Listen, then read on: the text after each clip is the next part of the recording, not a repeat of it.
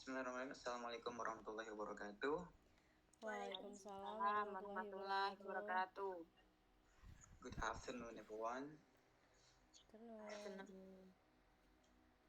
So we are from Group 5, and we'll to discuss about our lesson for today.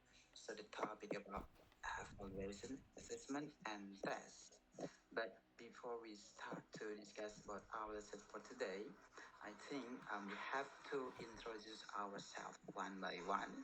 So the first, my name is Zikrim Todin, and then Laili. Hello, Laili. How are you? I'm good. Thank you. Okay. And Pepri. Hello, Pepri. How's your day, Pepri? Are you good? Good, very good. Wow. And the last, Nadia. Hello, Nad. Hello. Okay.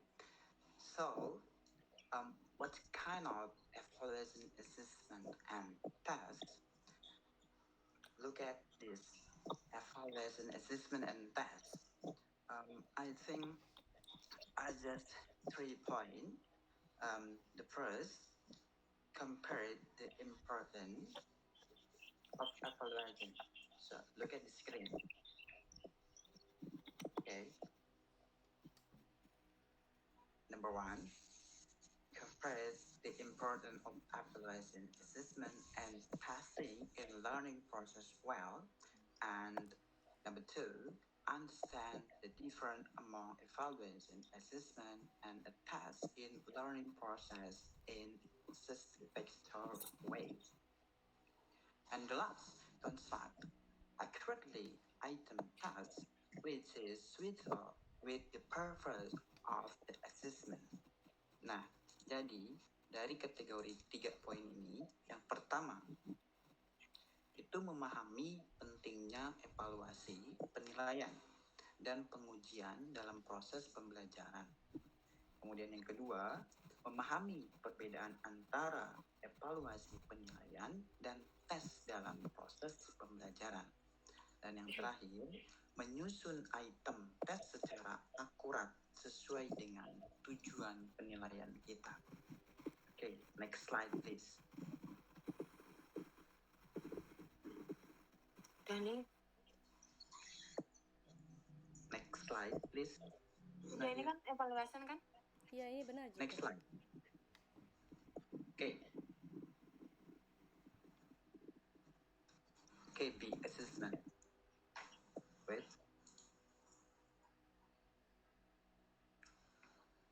Okay, assessment and evaluation are the important parts in teaching and learning processes. The terms of assessment and evaluation are commonly used interchangeably.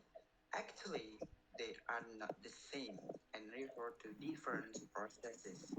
Assessment is the systematic process. Okay, please underline this sentence. Assessment is the systematic process of documenting and using empirical data to make sure, number one, knowledge, skills, attitude, and beliefs by taking the assessment in additional context. Assessment is the process of describing and redacting, scoring, implanting information for learning. Nah, jadi yang ini dapat dikatakan bahwa penilaian dan evaluasi itu merupakan bagian yang sangat penting dalam pengajaran, dalam proses pembelajaran. Nah, syarat penilaian dan evaluasi adalah yang umumnya secara bergantian itu sebenarnya keduanya tidak sama dan mengacu pada proses yang berbeda. Yang pertama, penilaian adalah proses sistematis dalam mendokumentasikan dan menggunakan data yang empiris untuk mengukur pengetahuan. Nah, untuk mengukur apa lagi? Keterampilan. Lalu sikap. Dan yang terakhir, keyakinan. Oleh karena itu, pengambilan penilaian dalam konteks pendidikan, nih, penilaian adalah proses yang diambil itu mendeskripsikan, mengarahkan, dan memperbaiki nilai, serta yang terakhir menafsirkan informasi tentang pembelajaran tersebut. Okay, I think that's all from me. And next, go ahead. Okay, thank you, Zikri. And the slide is for teacher and curriculum or course designer, carefully constructed learner assessment techniques can help determining whether or not the state goals are being achieved. According to state, in the classroom assessment can help teachers answer the following specific question. The first is, to what extent are my students achieving the goals? And the second is, how should I allocate class time for the current topic? And the next is, can I teach this in a more efficient or effective way?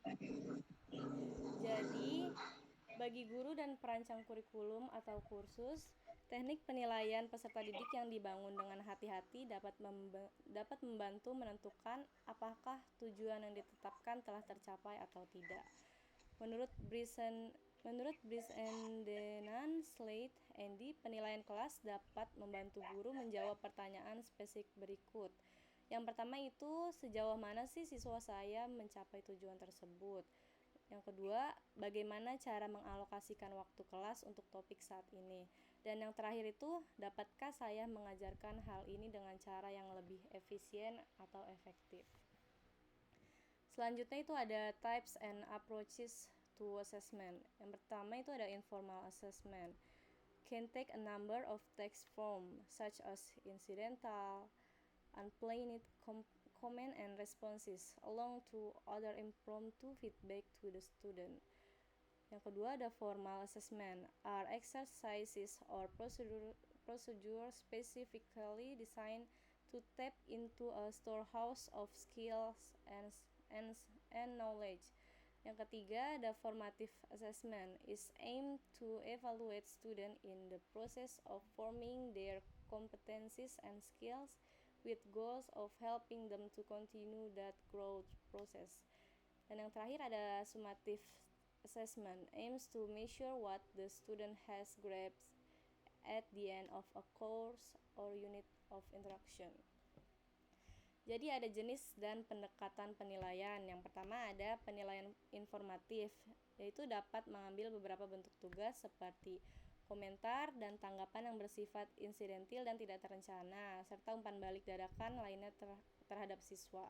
Yang kedua ada penilaian formal, yaitu latihan atau prosedur yang dirancang khusus untuk memanfaatkan gudang keterampilan dan pengetahuan. Yang ketiga ada penilaian formatif, yaitu bertujuan untuk mengevaluasi siswa dalam proses pembentukan kompetensi dan keterampilannya dengan tujuan membantu mereka melanjutkan proses pertumbuhan tersebut. Dan yang terakhir ada penilaian sumatif, bertujuan untuk mengukur apa yang telah dipahami siswa pada akhir suatu mata kuliah atau suatu pembelajaran. Next slide. Educators assess their student for a variety purpose. The first is to evaluate learners' educational needs. The second is to diagnose student academic readiness. And the third, to measure their progress in a course. And the last one is to measure skill acquisition. Di sini ada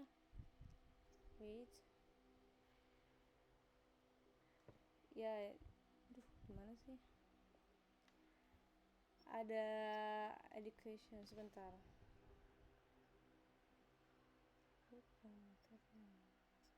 Oh iya, ini ada pendidik menilai siswanya untuk berbagai tujuan. Yang pertama untuk mengevaluasi kebutuhan pendidikan peserta didik.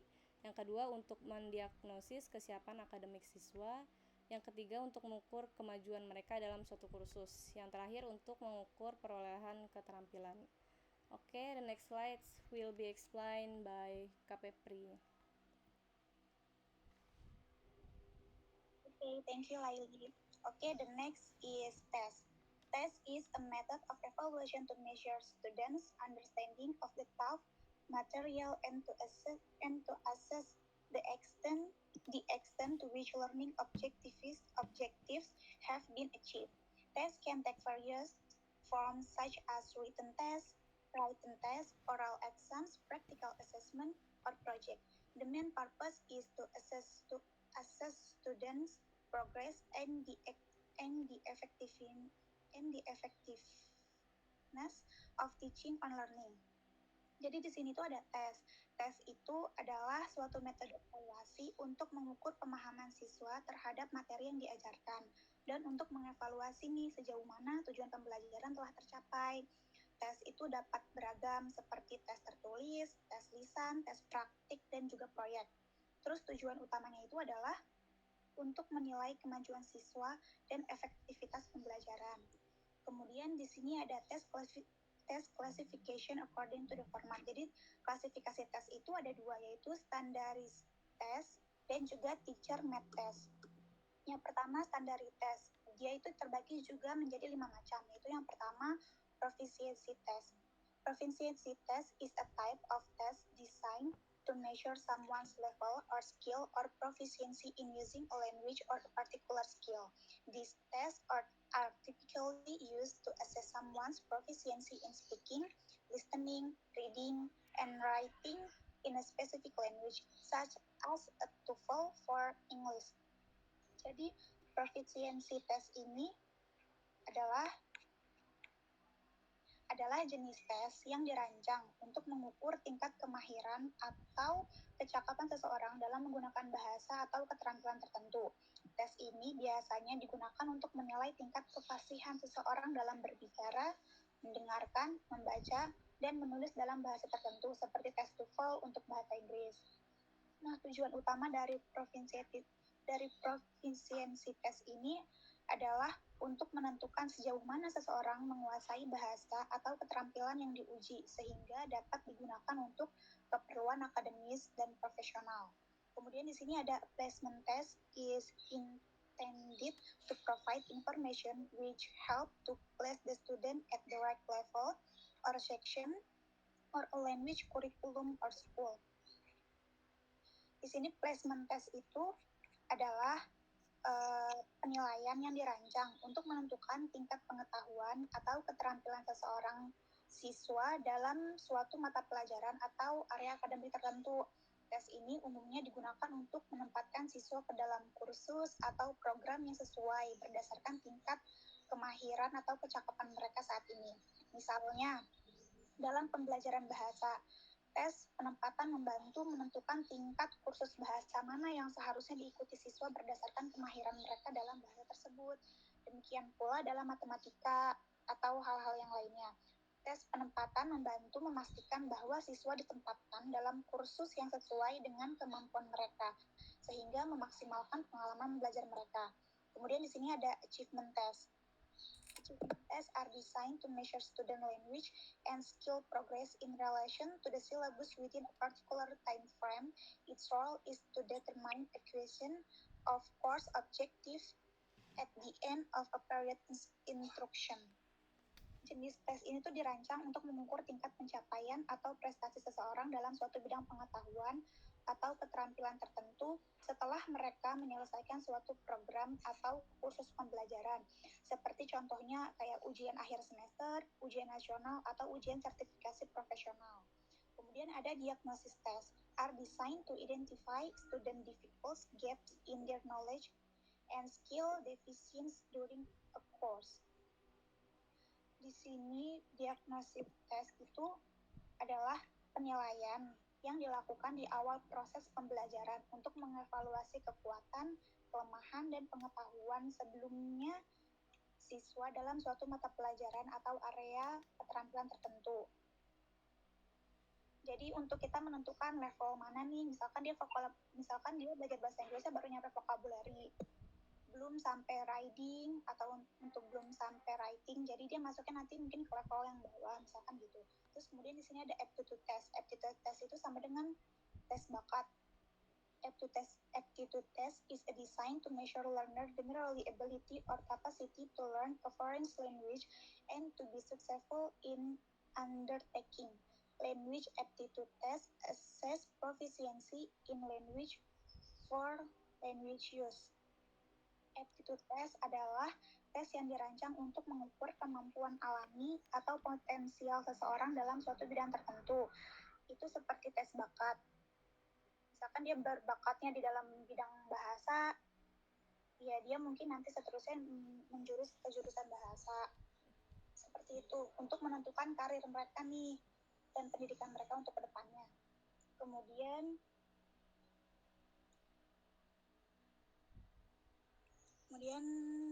selanjutnya di sini ada teacher made test, yaitu guru yang membuat tesnya. These tests are constructed by classroom teacher which measure and apply student progress in terms or specific classroom and instructional object. Pokoknya teacher made test itu guru yang membuat tes. Terus di sini tuh ada dua, yaitu objective type dan limited response. Kalau objective type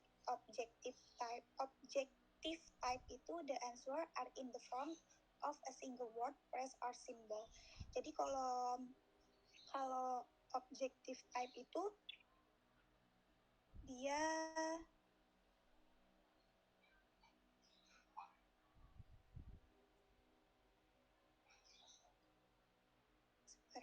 objective type itu jawabannya itu berupa satu kata, frase atau simbol. Dan kalau limited response types, this type of test requires the student to select the answer from a given number of alternative or choice. Jadi kalau limited response type itu mengharuskan siswa untuk memilih jawaban dari sejumlah alternatif atau pilihan yang diberikan. Nah, di sini tuh ada 4. Yang pertama multiple choice test, atau seperti tes pilihan ganda. Kemudian ada true false response atau respon benar salah. Kemudian ada matching type itu jenis pencocokan. Dan yang terakhir itu ada essay type. Essay type itu ya seperti yang kita tahu, essay. Jadi kita menjawabnya mungkin untuk kata tertentu tidak ada seperti pilihan ganda untuk pencocokan. Okay, the next slide akan dijelaskan will be explained by Nadia. Okay, thank you, Kak Pepri. Number 1 is validity. There are a number of ways of evaluating validity. A. Content validity, which means text tag required to perform the behavior that is being measured. Nah, jadi yang pertama itu adalah validitas atau validity atau validitas, dan itu pun ada beberapa cara untuk mengevaluasi validitas tersebut. Yang pertama itu ada A, validitas isi, artinya peserta tes diharuskan melakukan perilaku yang diukur. And B, criterion related evidence requires demonstration of a correlation or another statistical relationship between test performance and job performance. And C, construct validity requires a demonstration that the test measures the contract or characteristic claim to measure. Jadi yang B-nya itu bukti terkait kriteria memerlukan demonstrasi korelasi atau hubungan statistik lainnya antara kinerja tes dan kinerja pekerjaan. Dan yang C itu validitas konstruk memerlukan demonstrasi bahwa tes tersebut mengukur konstruk atau karakteristik yang ingin mereka ukur. The next is reliability. A. Test and retest. Reliability repeatedly of test scores with the passage of time. B.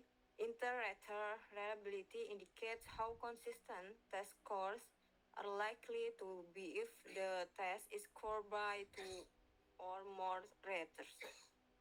C. Internal consistency reliability indicates the extent to which items on a test measure the same thing. D. Parallel form reliability indicate how consistent test scores are likely to be if a person takes two or more forms of a test. Nah, selanjutnya itu ada keandalan namanya, dan yang pertama itu dia ada reliabilitas tes ulang atau pengulangan nilai yang sering pengulangan nilai tes seiring berjalannya waktu. Lalu yang B-nya itu reliabilitas antara penilai menunjukkan seberapa besar kemungkinan skor tes dan akan konsisten jika tes tersebut dinilai oleh dua atau lebih dari dua penilai. Yang C itu reliabilitas konsistensi internal menunjukkan sejauh mana butir-butir tes tersebut mengukur hal yang sama. Lalu yang D itu reliabilitas bentuk paralel menunjukkan beberapa konsisten tes jika seseorang mengambil dua atau lebih bentuk tes.